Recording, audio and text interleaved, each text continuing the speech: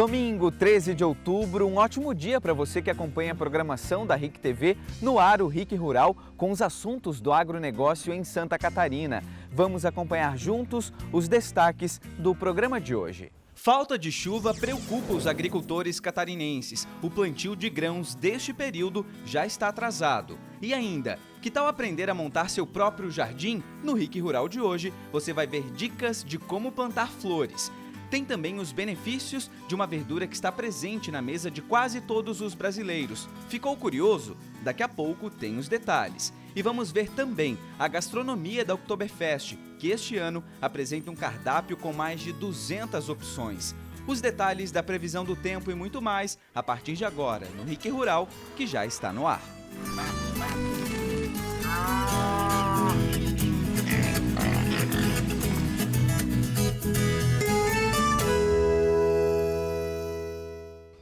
E a gente abre o RIC Rural de hoje falando de estiagem. Agricultores de todo o estado estão preocupados. O plantio de grãos dessa época do ano está atrasado e a situação pode ficar ainda pior, já que não há previsão de chuvas significativas para os próximos meses.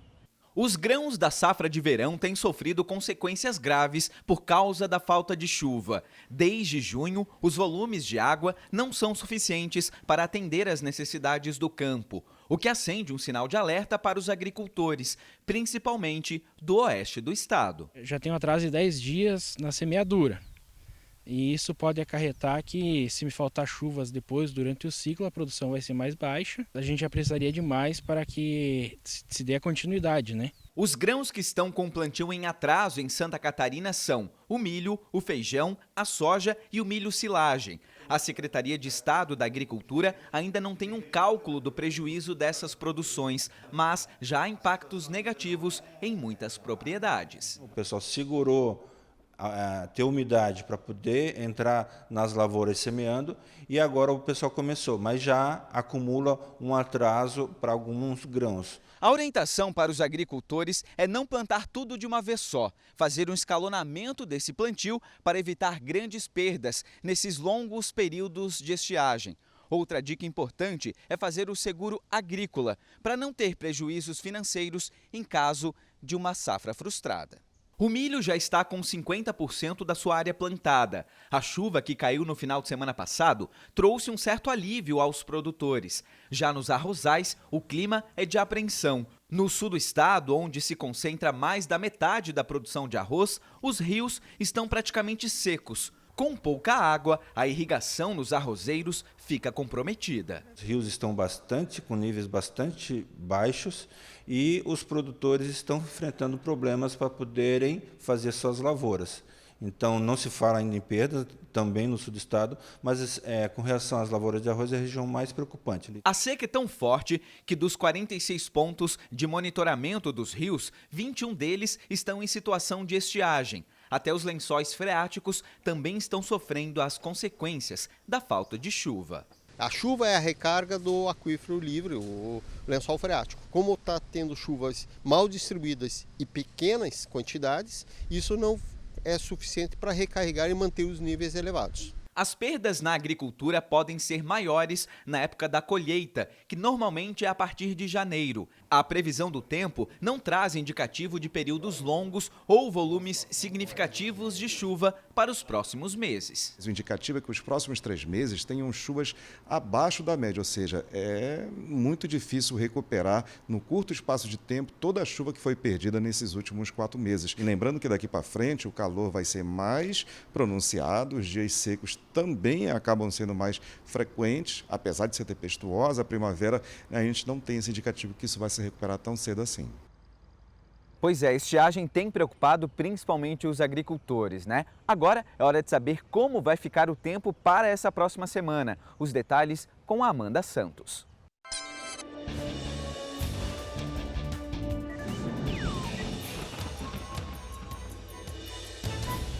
Olá, bom dia a todos que nos assistem. Olha, a previsão hoje segue a mesma linha dos últimos dias pela manhã, em dia de predomínio de sol. Só que à tarde é que a previsão indica um aumento de nuvens. Por conta do calorão já previsto para esse domingo, entre a tarde e a noite chove em forma de pancadas com trovoadas, e isso em todo o estado. Não se descarta, inclusive, a possibilidade de temporais localizados, que é aquela condição onde pode ocorrer uma chuva mais forte só em algumas regiões. E olha o calorão de hoje, tá? Por isso que não tem como não chover, gente. 37 é a máxima prevista para Chapecó e Joaçaba, mas tem previsão de 39 graus para Joinville, Blumenau e Criciúma, capital também com 37 graus. Realmente um calorão, tá? Agora, a semana inicia com tempo instável. Céu parcialmente nublado e chove de forma isolada em todas as regiões em alguns momentos do dia.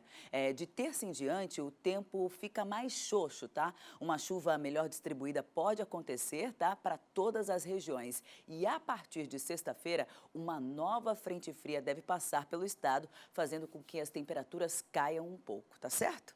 Por hoje é isso, um ótimo domingo a todos nós. Durante a semana, acompanhe a previsão no Santa Catarina no Ar e também no Balanço Geral. E a gente se vê domingo que vem aqui no RIC Rural. Tchau, tchau. Obrigado, Amanda, pelas informações. E que tal aproveitar a primavera para embelezar a sua casa? Você vai ver agora excelentes opções de plantas para montar facilmente o seu próprio jardim. Olha que bacana!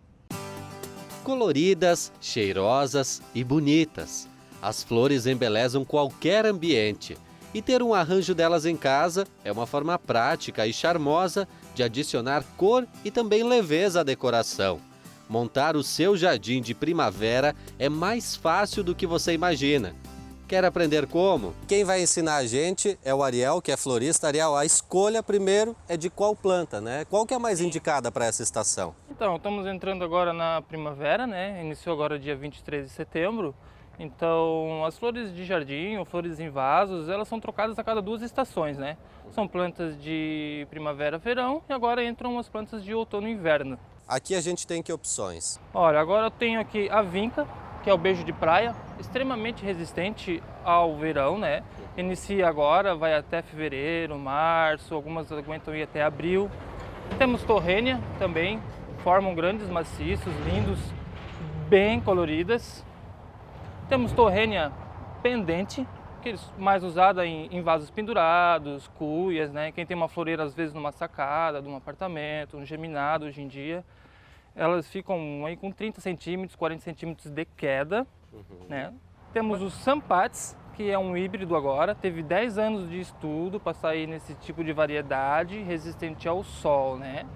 Aqui temos uma cuia de petúnia pronta já para ver mais ou menos como fica. Num vaso desse daqui, 3 mudinhas é o suficiente.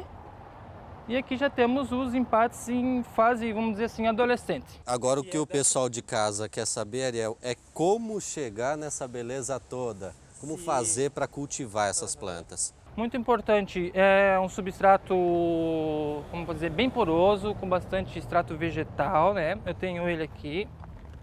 Esse já é um substrato pronto.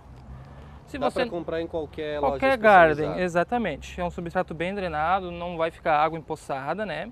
Então, para plantar ele, o ideal seria a argila no fundinho do vaso. Vou botar para vocês. Fazer uma camada de 2 a 3 centímetros de argila.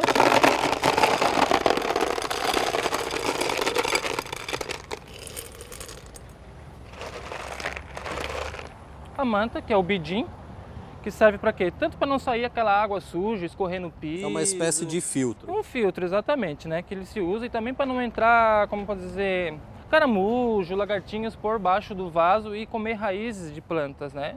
Você vai colocar a sua terrinha em cima do filtro e plantar as mudinhas em cima, né? Ver mais ou menos a altura que ela vai ficar. Vou plantar aqui o empates. Vou colocar aqui, ele ficou muito baixo. Então eu vou colocar um pouquinho mais de terra. Exatamente. Vou controlando mais ou menos a altura, aí uns 2, 3 centímetros da borda, né? Interessante que isso pode ser colocado na sacada, por exemplo, quem mora em apartamento. Pegando aí um meio período de sol, ele é o suficiente. Muito erro que o pessoal comete também é colocar, às vezes, 2, 3, 4, 5 mudinhas de flor numa floreira, muitas mudas. Vai ficar bonito no começo, mas daqui 1 mês, 2 meses ela vai começar a abafar, né? Num vaso desse daqui, por exemplo, eu tenho 3 mudas só. Nossa, e olha como ele completou, né? Bastante. É uma adolescente ainda, ela vai crescer na fase adulta, ela vai crescer mais uns 10, 15 centímetros, então ela vai fechar bem o teu canteiro, né? Aqui eu fiz de cor rosa, cor branca, que nós vamos fazer um misto aqui, um colorido. Uma branquinha e uma rosinha. Vai ficar meio vazio? Vai. Mas depois dessas 30 dias, aqui... 4 semanas, aí já é o suficiente para ela desenvolver bem e ficar de um tamanho bem legal aí. Completa. Um pouco mais de terra agora. Exatamente, não tem segredo. Espalha bem. Dá sempre uma apertadinha para dar uma firmada. Ser muito forte também, não, é só para dar uma sentadinha na planta, para a raiz ficar em contato com a terra, para não ficar aquele bolsão de ar onde a raiz não tem o nutriente necessário.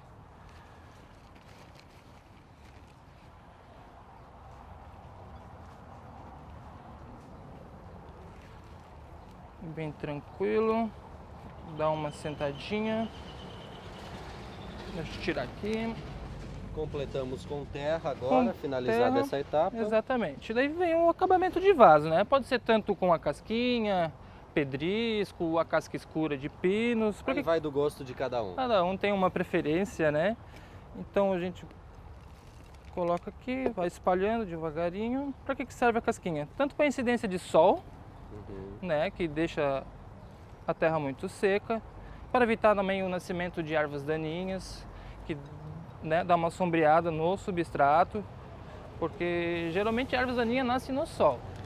Você colocando a casquinha, ela faz uma camada protetora embaixo, dá mais sombra, então nasce muito menos o indesejado matinho aí que Agora incomoda. Essa terra tem que trocar a cada quanto tempo é indicado? Olha, geralmente você vai colocar a terra, vai fazer uma adubação e você vai adubar essa terra ou trocar essa terra só na próximo replantio, né, daqui 2 estações. O Sampades, por exemplo, chega a durar aí até 2 anos, sem precisar, né? Ele vai ficar grandão, você pode podar, você pode tirar as pontinhas para fazer muda. Que ele vai florescer depois de Isso, novo. a propagação dele, como ele é uma planta híbrida, ele não vai dar semente, né? Então, as mudinhas é feita pela pontinha assim. Isso aqui é uma mudinha, né? Quando você está com o pé grande, isso, tira um pouquinho das folhas, porque a planta perde umidade pela folha. Quanto mais folha, mais desidratada ela vai ficar. Então você coloca aqui no cantinho do seu vaso ou num vaso isolado. Que depois vai florescer. Isso, exatamente, né? E que cuidados tomar, Ariel? Sol, exposição ao sol, tem que tomar cuidado para ela não secar também? O beijo rajado, o Sampades, o beijão que eles chamam, é uma planta extremamente resistente ao sol, tá? Ela não é resistente à falta de água. No verão, se for uma planta que vai ficar aí de 6 a 7 horas de sol por dia, você tem que regar todo dia. Olha só, dica importante então. Às vezes o pessoal pensa, vou molhar uma vez por semana, vou encher o vaso de água, colocar um prato, daí enche o prato de água. Não é legal. Encharcado, exatamente, isso não é legal. Tanto pela água empoçada, que pode criar aí mosquitos, né? Muita preocupação com a dengue. Então o certo é toda semana dar uma regadinha. Eu sempre falo, é o dedômetro, bota o dedinho ali. Tá seco? Úmido. Isso, exatamente, não precisa molhar. Tá seco, molha. Não tem segredo. Tá certo, gente. Dicas fundamentais para que você aí de casa tenha a sua plantinha, aproveitando, é claro, essa estação que embeleza todos os cantos da sua casa, do seu apartamento. Então, dá sim para fazer o seu jardim na sua residência, seja ele um ambiente pequeno ou não.